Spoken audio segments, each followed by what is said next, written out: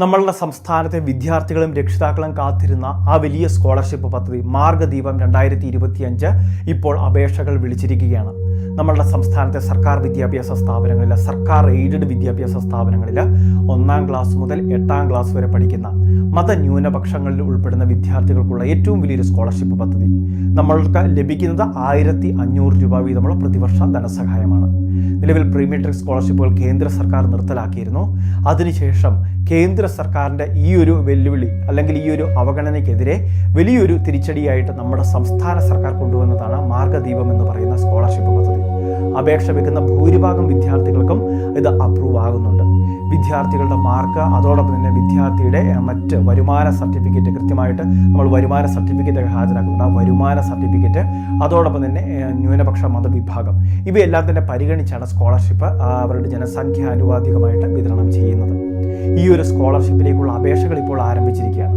അപേക്ഷകൾ തുടങ്ങിയതേ ഉള്ളൂ. നമുക്ക് സെപ്റ്റംബർ മാസം വരെ അപേക്ഷ വെക്കാനുള്ള അവസരമുണ്ട്.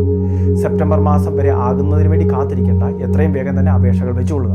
അടുത്ത മാസം സെപ്റ്റംബർ ആദ്യമൊക്കെ ആകുമ്പോഴേക്കും ഓണക്കാലമായതുകൊണ്ട് ഓണാവധിയൊക്കെ ആയിട്ട് വിവിധ ഓൺലൈൻ സർവീസ് സെൻ്റർ ഉൾപ്പെടെ ചിലപ്പോൾ അടഞ്ഞു കിടക്കുന്ന സാഹചര്യം ഉണ്ടാകാം. അതുമാത്രമല്ല, ഇതിനുവേണ്ടിയുള്ള ഇൻകം സർട്ടിഫിക്കറ്റ്, അതോടൊപ്പം തന്നെ മൈനോറിറ്റി സർട്ടിഫിക്കറ്റ്, ഇതെല്ലാം തന്നെ അപ്രൂവ് ആകുന്നത് ചിലപ്പോൾ കാലതാമസവും എടുത്തേക്കാം. അതുകൊണ്ട് എത്രയും വേഗം ഈ വീഡിയോ കാണുമ്പോൾ തന്നെ അപേക്ഷകൾ വയ്ക്കുക. അതുമാത്രമല്ല, ന്യൂനപക്ഷ മതവിഭാഗങ്ങൾ നമ്മൾ പറഞ്ഞിരുന്നു. ക്രിസ്ത്യൻസ്, മുസ്ലിംസ്, ജൈന, സിഖ്, പാഴ്സി മതങ്ങളിൽ ഉൾപ്പെടുന്ന അങ്ങനെയുള്ള വിദ്യാർത്ഥികളായിരിക്കണം അപേക്ഷകൾ വയ്ക്കേണ്ടത്. വിദ്യാർത്ഥിയുടെ പേരിലുള്ള ദേശസാൽകൃത ബാങ്ക് അക്കൗണ്ട് കൃത്യമായിട്ട് സമർപ്പിക്കുകയും വേണം. അപ്പോൾ ഈ കാര്യങ്ങൾ പ്രധാനമായിട്ട് ശ്രദ്ധിക്കുക. ഇനി വാർഷിക വരുമാനം 2 ലക്ഷം രൂപയിലൊക്കെ താഴെ ആയിരിക്കുന്നതിന് വേണ്ടി ശ്രദ്ധിക്കുക.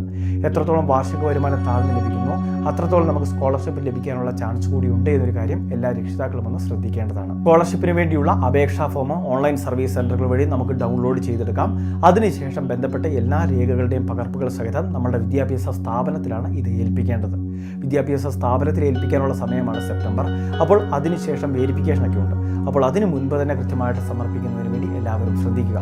ഈ സ്കീമുമായിട്ട് ബന്ധപ്പെട്ട മറ്റ് വിശദ വിവരങ്ങളെല്ലാം ഈ വീഡിയോയുടെ കമൻറ്റ് ബോക്സിൽ നമ്മൾ കൊടുത്തേക്കാം. കമൻറ്റ് ബോക്സ് കൃത്യമായിട്ട് വായിച്ച് മനസ്സിലാക്കുക. ഇനി അതിനുശേഷം ഈ കമൻറ്റ് ബോക്സിൽ തന്നെ നമ്മുടെ വാട്സപ്പ് ഗ്രൂപ്പിൻ്റെ ലിങ്ക് ഉണ്ടാകും. ഗ്രൂപ്പിൽ കൂടി ജോയിൻ ചെയ്യുക.